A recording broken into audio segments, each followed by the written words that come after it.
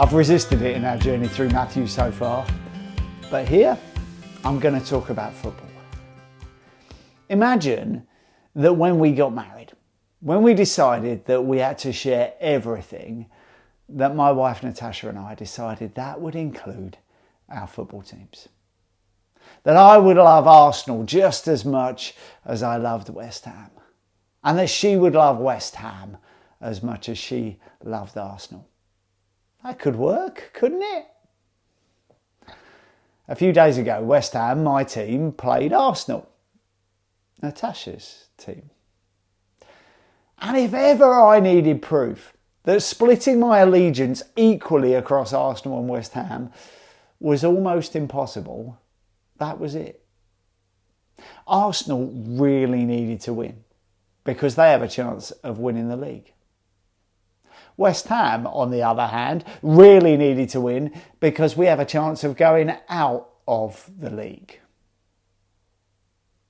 And I don't mind sharing with you, I loved it that Arsenal missed a penalty and West Ham scored 2 late goals to get a draw. Simple as that. Whilst I have a smidgen of a liking for Arsenal, it doesn't come close to my love of West Ham. And it never will. No one can serve 2 masters, for a slave will either hate the one and love the other, or be devoted to the one and despise the other. You cannot serve God and wealth. Of course, when Jesus uses these words, he's not talking about football, but about money. He knows that possibly the greatest challenge we might ever have is in choosing to live as though everything we have is God's, or whether everything we own is ours. Money simply gets in the way. And God is not someone willing to play second fiddle to our desire for a bigger bank account, a bigger house, a better holiday or car, pair of shoes. And neither should he. If you were a slave in ancient times, you were owned by your master. That's where these words come from. That's what Jesus is talking about. And God demands that same allegiance. In fact, so does Jesus. His language here is that we will either hate one and love the other, or vice versa. And that seems to make that clear in no uncertain terms. What it actually means, though, rather than being read as literally as we might, is that to hate one of these alternatives and love the other simply means that what is loved is what is preferred. So here's the question. Would you want to say that you preferred money to following Jesus? Remember, of course, Jesus says this for both his benefit as well as ours.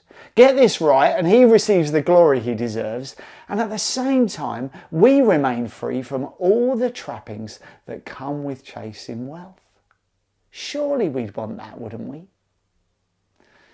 Make no mistake, Jesus knew exactly what makes us tick. Do you know there are about 500 verses in the New Testament about faith, and about the same number focused on the subject of prayer? Yet when it comes to money, there are around 2,350. Arguably, one might suggest that Jesus talked about money more than anything else. In these past 3 videos, we've spoken about possessions. We've spoken about how our eyes see the world, and we've spoken about the love of money. In all 3 cases, there is a clearly presented choice that we have to make. A choice between God and money. Not sure how to do that? Let me give you 5 quick, everyday pointers. Number 1. Put your calling to follow Jesus above everything else. The example of Moses found in the letter to Hebrews is helpful here. Moses knew that the treasures of Egypt were not as wonderful as what he would receive from suffering for the Messiah, and he looked forward to the reward.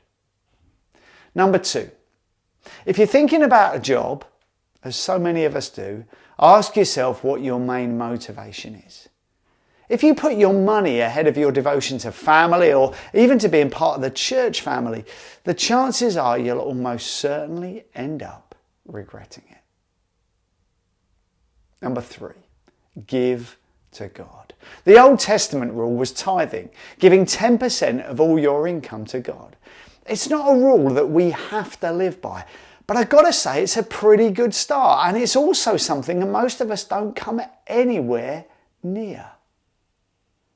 Number 4, be generous to those in need, to the waiter, to the taxi driver, to everyone.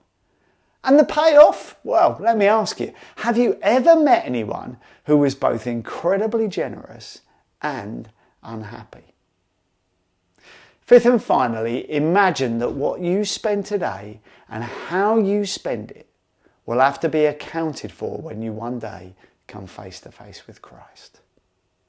Now don't worry, that makes me feel a bit uncomfortable too. But we do know that it's a choice every single one of us has to make.